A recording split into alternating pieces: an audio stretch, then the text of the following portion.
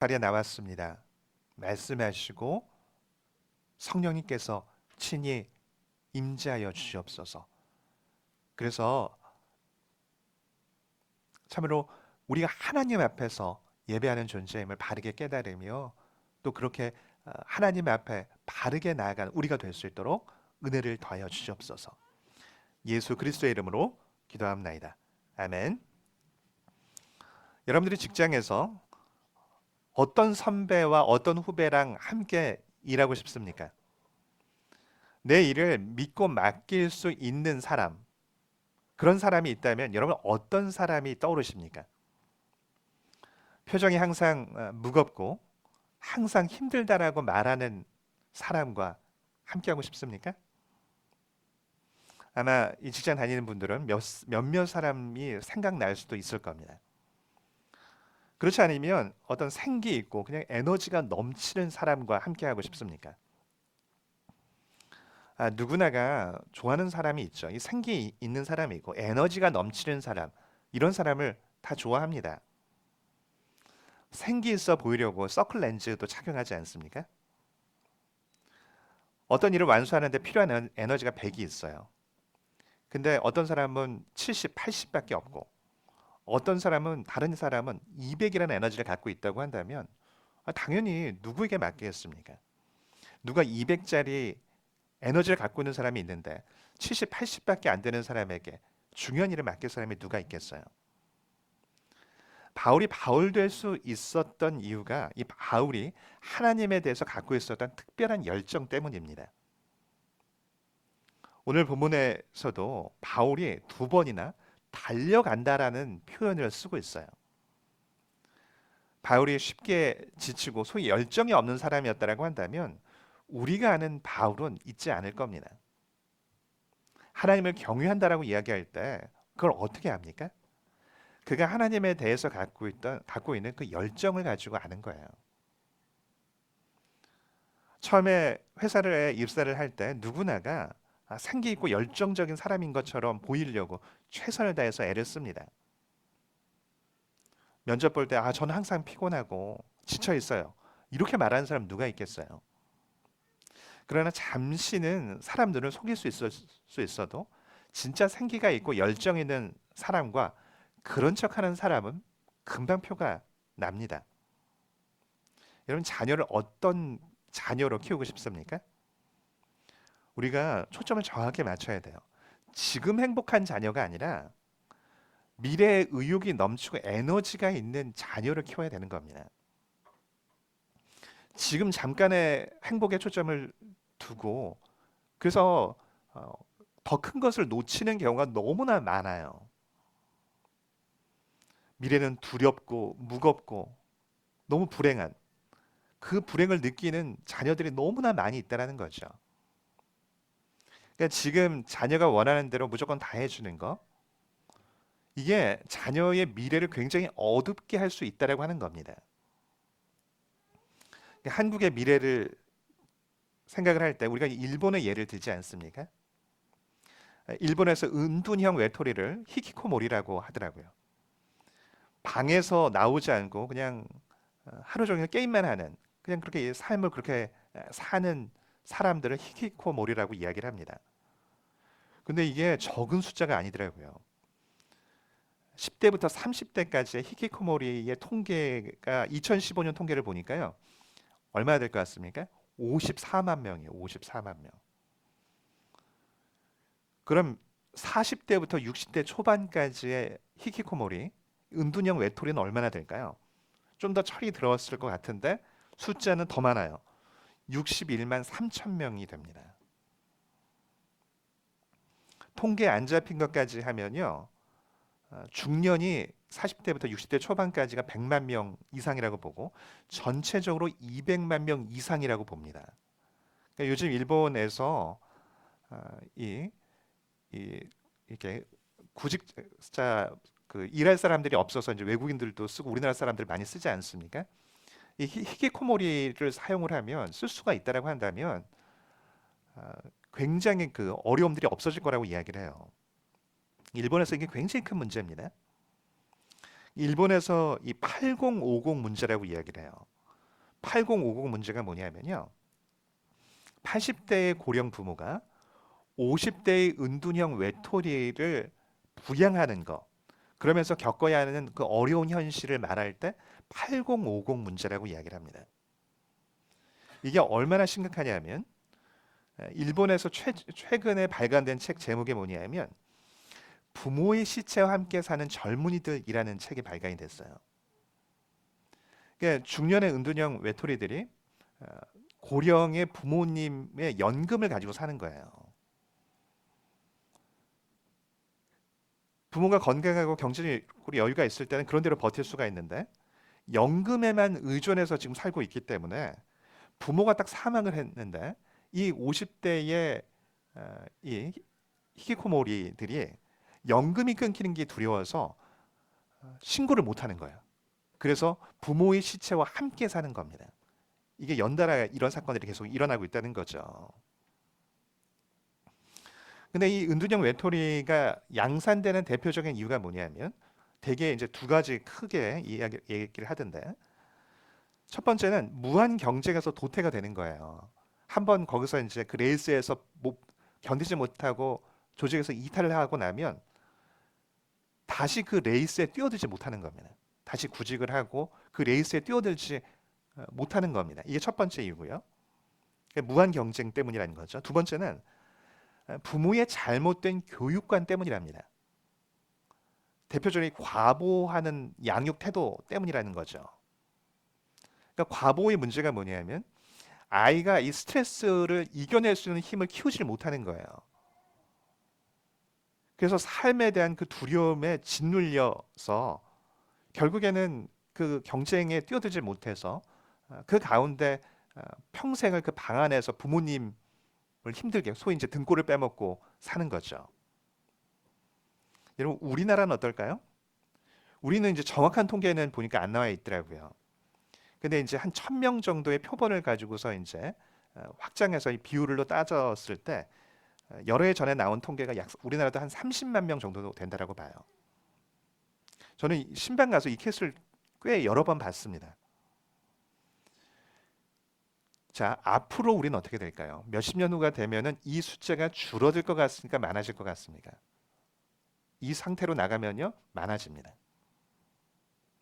왜냐하면 우리는 이 소위 이제 히키코모리가 양산될 수 있는 여건이 너무 잘 갖춰져 있어요. 무한 경쟁, 과보호, 이게 지금 현대 굉장히 많은 문제죠.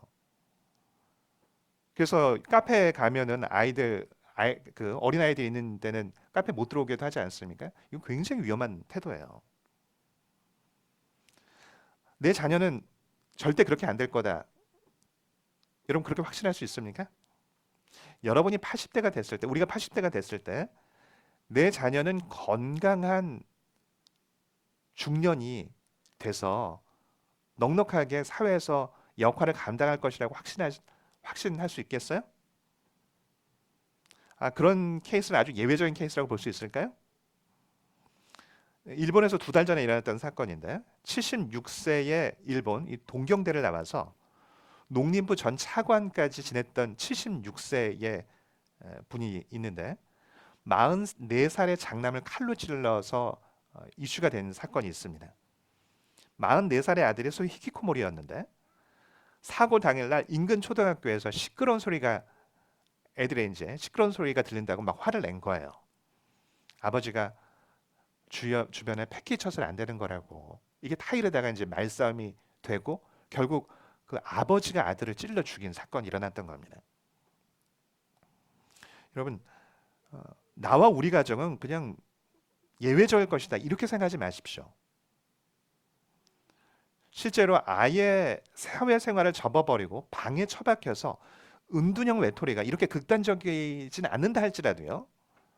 항상 힐링이 필요해. 그걸 입에 달고 살면서 성인이 돼서도 작은 스트레스를 견디지 못하는 경우들 얼마나 많아요. 앞으로는 더 많아질 거예요. 그런 얘기까지 하더라고요. 최고의 효도가 열정 있게 삶을 사는 게 자녀가 열정 있는 삶을 사는 게 부모에 대한 최고의 효도다. 이런 이야기까지 합니다. 근데 유대인들은 척박하고 이 적대적인 환경 가운데 있거든요. 그 주변에 이 국가들이 정말 미워하잖아요. 정말 끊임없이 어떻게 해서든지 이 이스라엘을 멸망시키고자 하는 어, 국가들이 주변에 싸고 있는데 근근히 버티는 정도가 아니라 성과를 냅니다. 아직도 우리보다 GNP가 높죠. 우리나라 보고 뭐 헬조선 이야기하지만 이스라엘에 비할 게 아니에요. 우리나라는 군 1년 8개월 지금 하죠. 이스라엘은 3년을 하는데 여성들도 다 합니다. 그리고 끝나고 나서도 이 그 예비군도 우리보다 훨씬 긴 시간들을 하죠. 여성들도 예비군을 40살까지 해요. 뭐 이해할 수 있죠. 거기 뭐 항상 이제 긴장 상태에 있고 어떤 면에서 계속 전쟁 중이라고 볼 수 있으니까요. 근데 상황을 보면요. 거기 가면 우리랑 여러 가지 자연 여건도 그렇고요. 우리가 훨씬 나아요. 훨씬 힘들어하면서 그냥 헬 이스라엘을 외치면서 할 것 같은데 오히려 우리보다 훨씬 많은 성과를 내요. 제가 미국에 있는 그 유대인 병원에서 오랫동안 근무했던 그 의사분에게 이야기 물어봤거든요. 아, 이스라엘 사람들 유대인들 어떠냐? 진짜 똑똑하냐고. 근데 그분 한 얘기가 그거예요. 아, 똑똑할 뿐만 아니라 무서운 사람들이라고. 너무 철저한 사람들이고 책임감이 엄청 강한 사람들이라고. 일이 딱 맡겨지면 끝을 본다는 겁니다. 제가 그 이야기를 딱 듣고 유대인에 대해서 굉장히 더 이해하게 된 측면이 있어요. 유대인들은 역사적으로 보면 항상 미움의 대상이었습니다. 최근에 이 독일 나치 치하에서만이 아니고요. 훨씬 오랜 기간 동안 미움의 대상이었어요.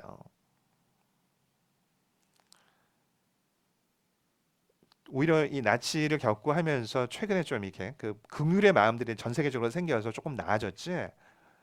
항상 이전부터 굉장히 많은 미움과 핍박을 받았습니다. 이 나치 치하 이전에도요. 학살을 당한 숫자를 다 따지면 수백만 명이에요. 수백만 명. 항상 미움의 대상이었습니다. 이유가 있어요. 왜냐하면 이 사람들 나라가 없는 소수민족이잖아요. 가는 곳마다 어느 곳에 가든지 그 상층부를 차지하고 부를 차지하는 거예요. 얼마나 밉겠어요. 미운데 나라가 이 1950년 이전에 나라가 없었기 때문에 그러니까 조금 어떤 건수가 생기면 그냥 학살을 해버리는 거죠. 근데 그렇게 미움을 받는데도 어디 가서든지 영향력을 행사하죠. 이유가 뭘까요? 어디서나요, 여러분? 믿고 맡길 사람이 많지 않아요. 어디서나 이 사람한테 딱 믿고 이 사람은 정말 책임을 질 거고 어떤 결과물을 낼 것이다. 이렇게 여길 만한 사람 많지 않잖아요. 그러니까 오죽하면 인사가 만사라는 이야기까지 하겠어요. 근데 유대인은 싫은데 유대의 민족은 너무 싫은데 나에게 있는 이 일과 어떤 물질을 믿고 맡길 사람은 옆에 있는 유대인밖에 없는 거예요. 여러분이 어떤 돈을 갖고 있다고 해보자고요. 그걸 뭔가 뭐 은행에다 어디든 맡겨서 뭔가 이렇게 그 부를 만들어내고 싶어요. 근데 내가 좋아하는 옆 사람한테 맡기면 자꾸 돈을 까먹어요. 근데 유대인 옆에 있는 다른 유대인한테 맡기면 책임지고 이거 막 돈을 불려서 주는 거예요. 2배씩 불려서 줘요. 그럼 여러분 누구한테 맡기겠어요? 싫은 사람인데 어떤 결과물을 내는 사람한테 맡기겠습니까? 아니면 좀 부족하지만 좋아하는 사람한테 맡기겠어요? 당연하지 않겠어요? 싫어도 그 민족은 싫어도 이 옆에 믿고 맡길 만한 확실한 사람이 있다면 그 사람한테 맡길 겁니다. 그래서 유대인이 어디 가서는 열매를 만들어낼 수 있는 거죠. 다 그냥 힘들어하면서 적당히 그냥 때우려고 하는데 옆에 유대는 창의력도 있고 정확하게 하고 성과까지 내요. 근데 여러분 정말 인생 자체가 너무너무 힘들게 산 사람들인데 왜 유대인들은 그 어려운 어디서 너무 그 척박한 환경에서도 열매를 만들어낼 수 있느냐 하는 거죠. 여러 가지 이유를 대는데 첫 번째 이유는 뭐냐면 두 가지 이유만 볼 때 첫 번째 이유는 전심으로 하나님을 사랑하는 것을 매 순간 가르치기 때문에 그래요. 신명기 6장 4절부터 9절. 이건 이 사람들은 매일 몇 번씩 암송하는 구절인데, 이스라엘아 들으라. 우리 하나님 여호와는 오직 유일한 여호와이시니 너는 마음을 다하고 뜻을 다하고 힘을 다하여 주 너의 하나님을 사랑하라.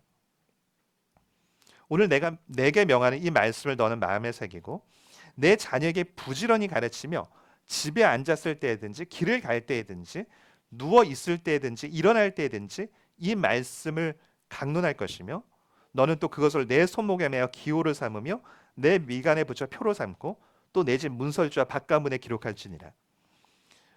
무슨 얘기야? 하나님을 전심으로 사랑하는 것을 그냥 입으로만 하는 게 아니라 매 순간 네가 마음에 먼저 새기고, 그리고 그 마음에 새긴 것을 자녀에게 부지런히 가르치는데, 집에 앉았을 때든지 길을 갈 때든지 매 순간 하나님을 사랑하는 것이 배워질 수 있도록 그렇게 가르치라. 이게 그들이 금과 옥조처럼 지키려고 애쓰는 말씀이에요. 근데 이 말씀에 굉장히 큰 효과가 있죠. 왜요? 여러분, 사람이 어느 때 최선을 다해요? 사랑할 때요. 사랑할 때. 그렇게 맹했던 사람들 연애하면 눈이 반짝반짝 하잖아요. 어떤 무엇인가를 사랑하게 되어지면요, 없던 에너지가 생겨요. 사람을 사랑해도 그렇고 나라를 사랑해도 그렇고, 정말 나라를 사랑하면 생명도 내놓잖아요. 그러니까 사랑하는 사람의 얼굴엔 생기가 있다고요. 어떤 사람이 생기를 잃어버렸다는 얘기는 뭐예요? 사랑을 잃어버렸기 때문에 그런 거예요. 자신의 일을 사랑하는 사람은 자신이 갖고 있는 에너지의 100%를 냅니다. 유대인이 하나님을 사랑하는 것을 매 순간 전심을 사랑하도록 매 순간 배워지게 가르치라고 해요. 미간에도 붙여놓고 문설주에도 붙여놓고 하나님을 전심을 사랑하도록, 그냥 일어날 때든지 밥을 먹을 때든지 언제든지 계속 그 사랑하라고 계속 가르치는 거예요. 그럼 어떻게 되겠어요? 매 순간 하나님을 사랑하기 때문에 매 순간 그 사랑이 동인이 되어서 감당한다면 그 갖고 있는 모든 잠재력이 다 나오지 않겠어요?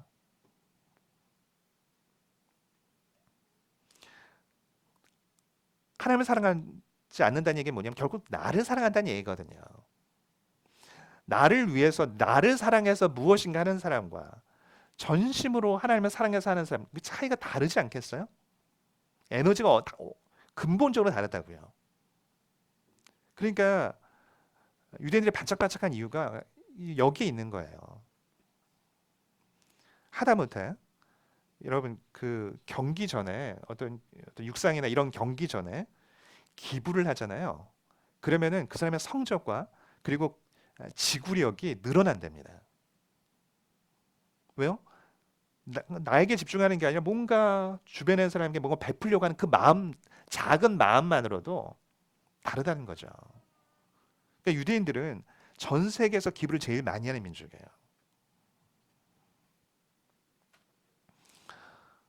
우리가 너무 쉽게 지치고 온몸에 막 그냥 추가 주렁주렁 달리는 것처럼 하면서 내가 그냥 억지로 의욕을 내서 뭔가 하려고 이렇게 하는 게 아니에요. 내가 보니까. 우리가 그냥 헬조선을 말하면서 뭐 힐링이 필요해. 물론 힐링도 필요하고 어려운 건 분명히 있죠. 그게 아니라는 건 아니에요. 그러나 이스라엘보다 우리가 더 나쁜 건 분명히 아니고 우리가 훨씬 낫거든요. 차이가 어디에 있을까요? 하나님을 사랑하지 않고 나를 사랑하는 데 있는 거예요. 나를 사랑하는 데. 그 초점을 바꾸지 않고 뭔가 억지로 그냥 의욕을 내 가지고 만들어가는 게 아니라 근본적인 초점 자체를 바꿔야 한다는 거죠. 오늘 말씀 14절에 뭐라고 말씀합니까? 표대를 향해서 그리스도 예수 안에서 하나님이 위에서 부르신 부름의 상을 위하여 달려간다라고 말씀을 합니다. 자녀들이 생기 있는 자녀로 키우고 싶다면 이걸 꼭 가르쳐야 돼요. 하나님을 사랑하는 방법을. 나를 위해서가 아니라 주를 사랑하고 주의 영광을 위해 사는 존재라고 하는 것을 배워지게 해야 되는데, 배워지게. 내가 너무 쉽게 지치고 너무 매 순간 힘들다라고 느낀다고 한다면 여러분, 우리 자신도 마찬가지인데 하나님을 경외하는 것을 먼저 회복해야 되는 거예요. 그걸 놓쳐버린 겁니다. 여러분, 항상 인생의 회복은 어디서 시작될까요? 예배의 회복에서 시작돼요. 예배의 회복. 하나님을 하나님이라고 내가 마땅히 경배해야 할 뿐이라는 정확한 인식.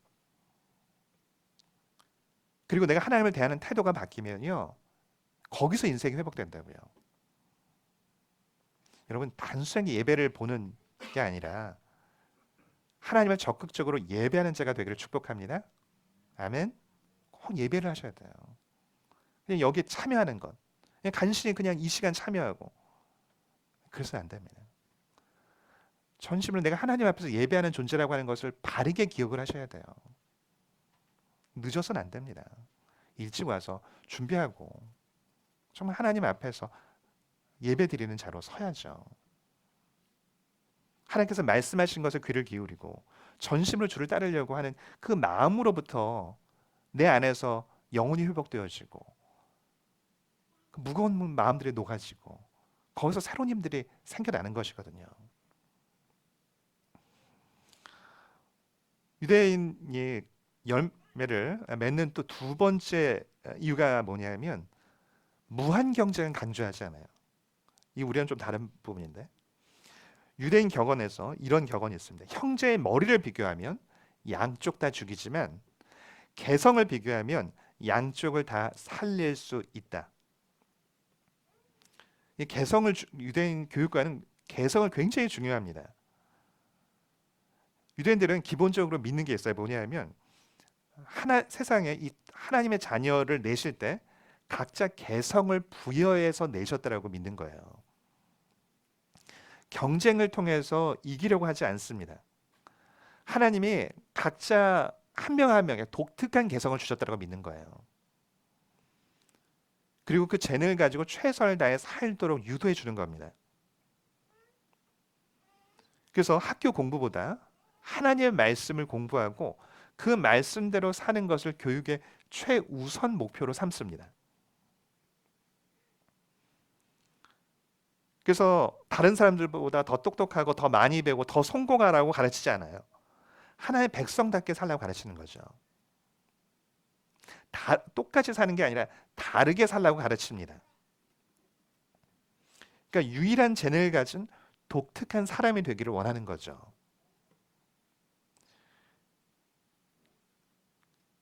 나중에 우리가 이제 이렇게 하나님의 은혜를 더 많이 주시면 나중에 우리 이스라엘 또 갔다 오고 이러고 싶은데 가면요 사람들이 다 물어보는 게 있어요. 이 사람들 도대체 뭐 먹고 사냐고. 나라도 사실 우리 남한의 한 4분의 1 그밖에 안 돼요, 영토가. 또 대부분은 거의 광야 사막이거든요. 한 5분 거기서도 한 5분의 4 정도는 사람 숫자도 얼마 안 되잖아요. 우리보다 훨씬 적은데 5분의 1 정도밖에 안 되니까 이 시장 자체 시장이 클 수가 없는 환경이죠. 근데 이 사람들 뭐 먹고 사냐? 근데 왜 우리보다 잘 사냐고 다 물어보거든요. 뭘로 살까요? 창의력으로 살아요. 창의력으로. 특허 건수를 비교를 하면 이스라엘 특허 건수가 미국 전체보다도 이 숫자가 훨씬 많은 차이가 날 텐데도 대학 특허 건수가 2배 이상 많거든요. 우리나라 그 서울대 해마다 이 특허로 받는 비용이 들어오는 게 한 50억 정도 된다고 제가 얼마 전에 기사를 본 것 같아요. 이스라엘에서 최고 명문 대학으로 꼽히는 게 이제 히브리대인데 거기서 특허 비용으로 얼마나 수입이 나오는지 혹시 아세요? 제가 이 기사 보고 깜짝 놀랐는데 기술 전수회사 이슌이라고 하는 그 회사를 통해서 지금 이제 그 특허가 등록된 게 6,300개인데 특허 수익만 매년 1조 원이랍니다. 1조 원. 어마어마하지 않아요? 여러분들은 뭘 해도 놀라지 않으니까 제가 놀랐는데 그 돈을 다 어디다 쓰는지는 내가 모르겠는데 그러니까 이 사람들은 뭐 하냐면 정말 창의력으로 먹고 사는 거예요. 땅 자체에서 기름이 나는 것도 아니고.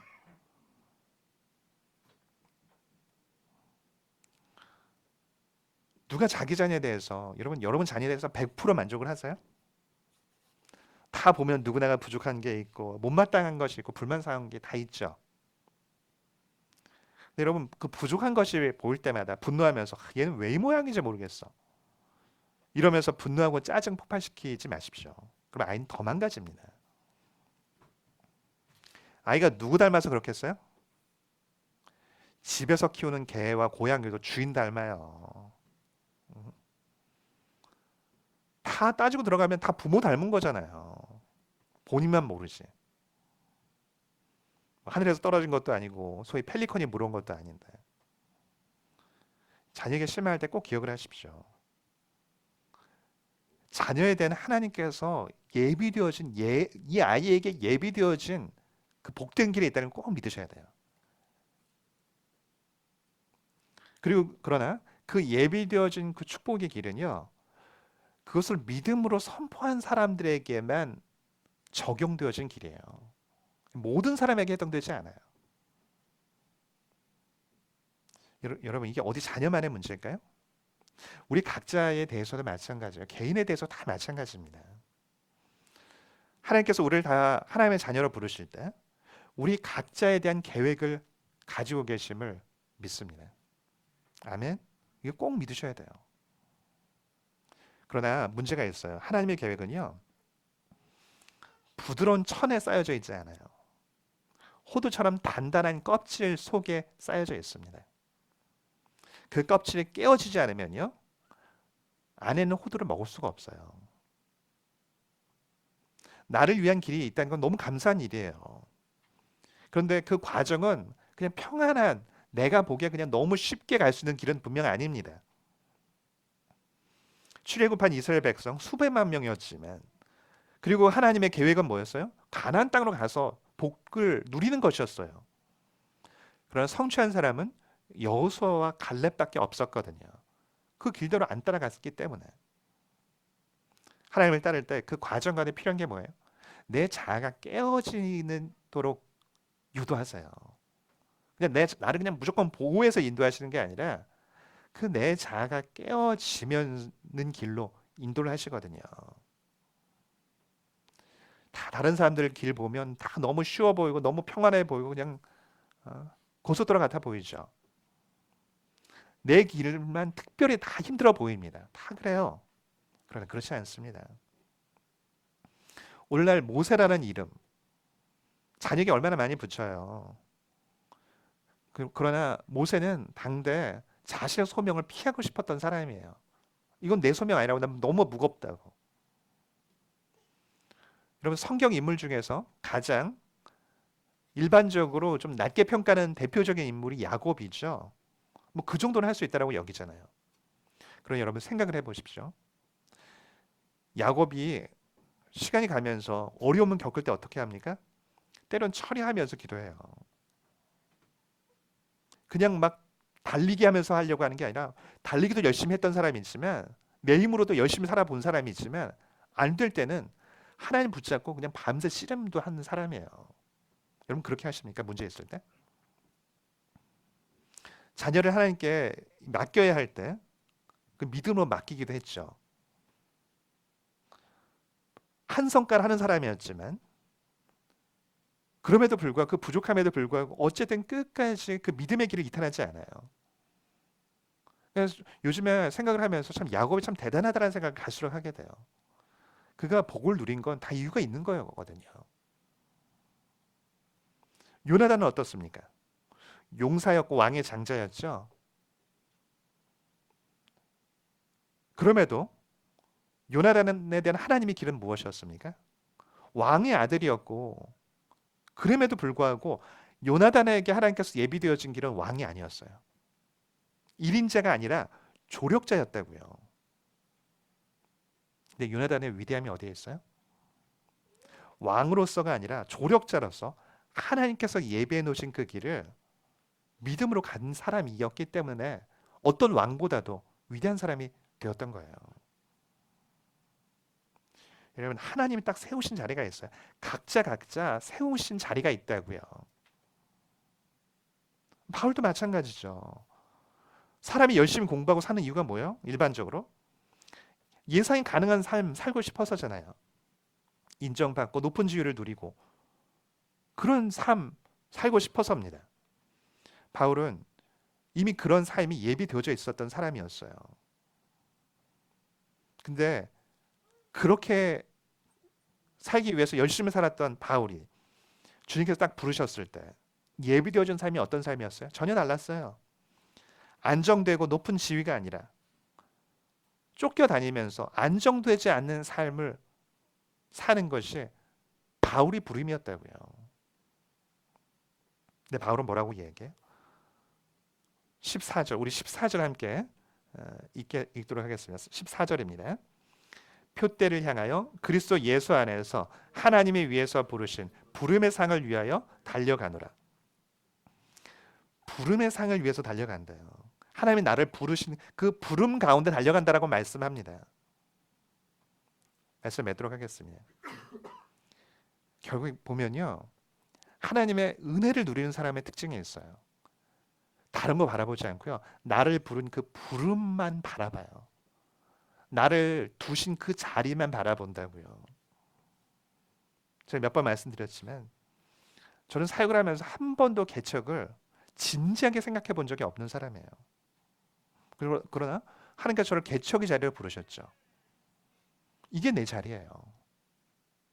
하나님, 왜 나에겐 이 자리입니까? 왜 나에겐 저 자리가 아니라 이 자리입니까?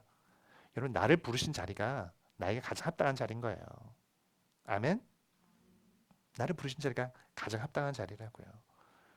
여러분이 어디에 있든지, 직장에 있든지, 교회든지, 아니면 가정이든지, 어느 곳에 있든지 간에 그게 하나님께서 나에 대한 예비되어진 길인 거예요. 그게 복된 길인 거예요. 어리석은 사람은 어떻게 해요? 그걸 어거지로 빼내려고 해요. 왜 하나님 나한테 이렇게 하시느냐고. 하나님을 멀리하면서 억지로 만들어 가려고 한다고요. 그래서 망가지는 거예요. 그런데 힘들어도요, 하나님이 부르신 그 부름대로 나아가는 사람 절대 망가지지 않습니다. 아니, 시간이 지나면 분명히 그 과정들이 어렵지만 시간이 지나면 그 어려운 과정들이 다 열매가 돼요. 그게 다 길이 되는 겁니다. 아멘? 그걸 꼭 믿으셔야 돼요. 그리고 그 길대로 가면서 자녀에게 그렇게 가르칠 때 그 가정이, 그 자녀들이 복을 누리게 되는 겁니다. 하나님께서 부르신 그 부름의 자리에서 나아가십시오. 오늘 제가 이제 그 성집사랑 카톡을 한 번씩 하는데, 왜냐하면 이게 그 자막이나 이런 것들을 또 보내고 해야 되기 때문에 이제 보낼 때는 깜짝깜짝 놀라요. 왜 놀랄까요? 소연 집사 얼굴이 떠요. 분명 내가 성 집사한테 보냈는데 갑자기 어여쁜 자매 사진이 뜨니까. 근데 저는 참 그거 보면서 참 좋더라고요. 왜 좋냐면, 여러분, 물론 성 집사는 100% 소연 집사는 만족하는 것 같긴 하지만 누가 만족하며 살아요? 들여다보면 얼마나 많은 문제와 싸움과 갈등이 있어요. 근데 이 카톡 메인 화면에 이렇게 그런 거 올려놓는 걸 보면 믿음이라는 게 다른 게 아니거든요. 하나님이 부르신 그 부름대로 그 자리에 하나님이 나를 그 자리에 세우셨기 때문에 아멘하면서 나아가는 거예요. 지금 있는 자리 다 누가 100% 만족해요? 하나님 때문에 그 자리에 서 있는 겁니다. 그 자리에서 하나님을 바라보면서 정말 바울이 그 표대를 향해 달려간다라고 이야기하는 것처럼 그 표대를 놓치지 말고 하나님을 신뢰하며 믿음으로 담대하게 나아가며 또 그 가운데 복을 누리는 복된 성도, 복된 가정 되기를 축복합니다.